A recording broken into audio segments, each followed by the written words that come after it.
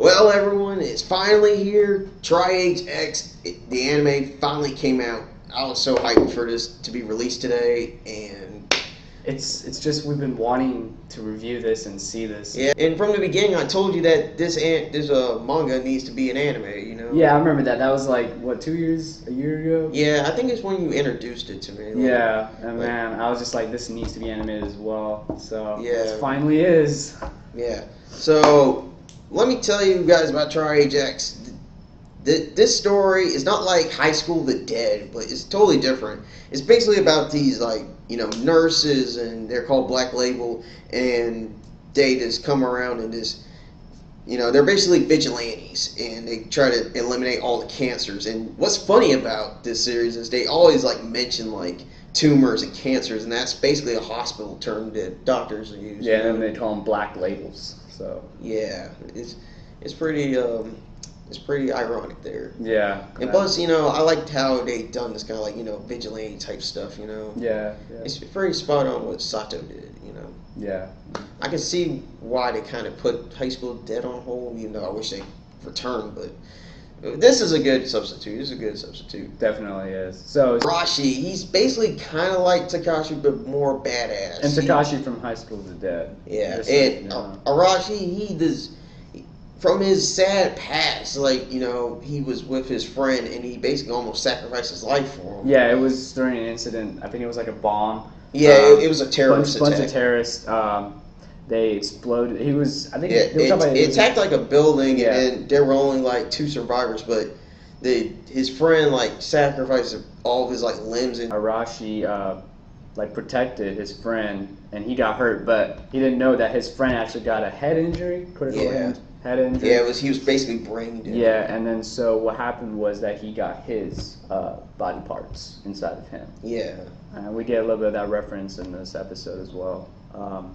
Yeah, from Makoto. Yeah, Makoto. Makoto. Wow. I gotta say, they animated her pretty good. I mean, she's kawaii. I'll tell you that. She's kawaii. Definitely better than Ray.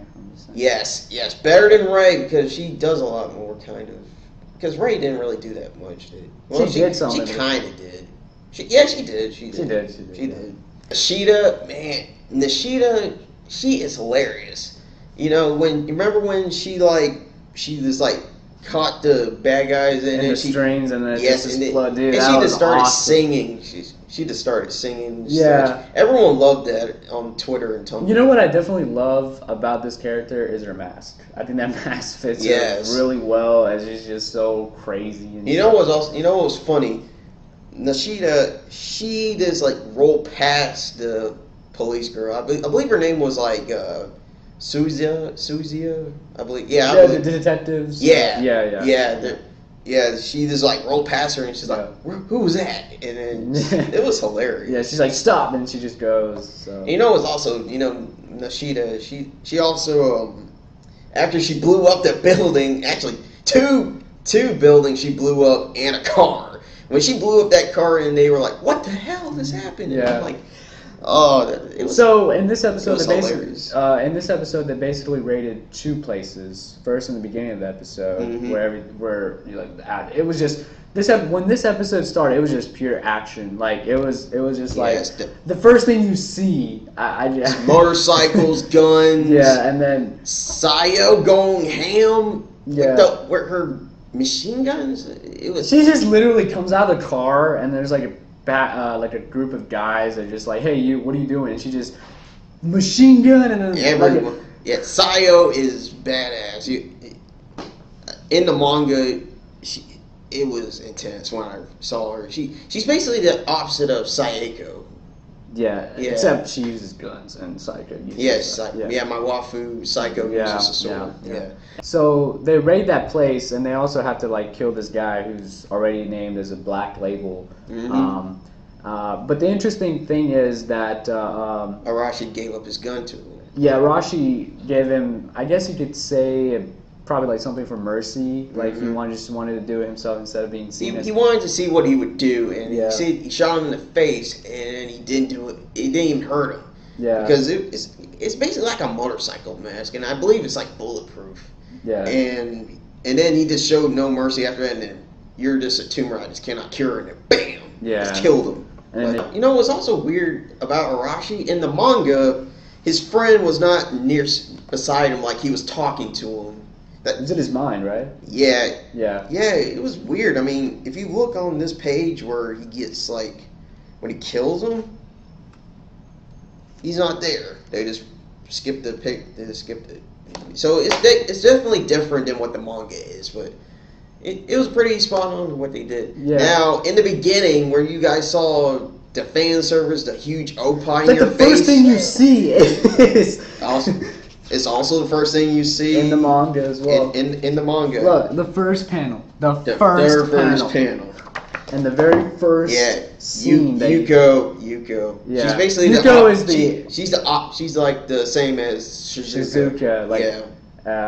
They're both nurses. Yeah, and then Mickey is also kind of the identical of Rika. They both snipe. So I don't know if that's a coincidence. Well, no, Yuko. Oh yeah, they do. They do both snipe. To point out to everyone, Yuko, she may be this huge Oppai woman fan service, but when you guys see into more of the episodes coming later, you'll see how badass she is. You'll see. So. And then we get to the other part of the episode. Yeah, we get to see a little bit of school life with Arashi, and he has like this.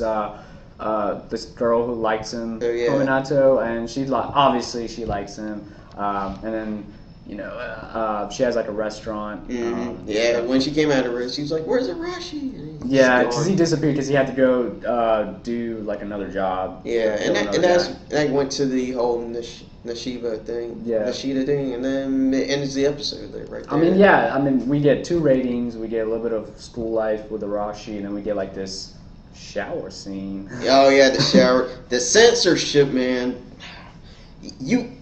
So why would they censor it? I mean, they uncensored High School DxD, but they don't uncensor Triage X. I guess it's because of like all these other shows like Tokyo Ghoul.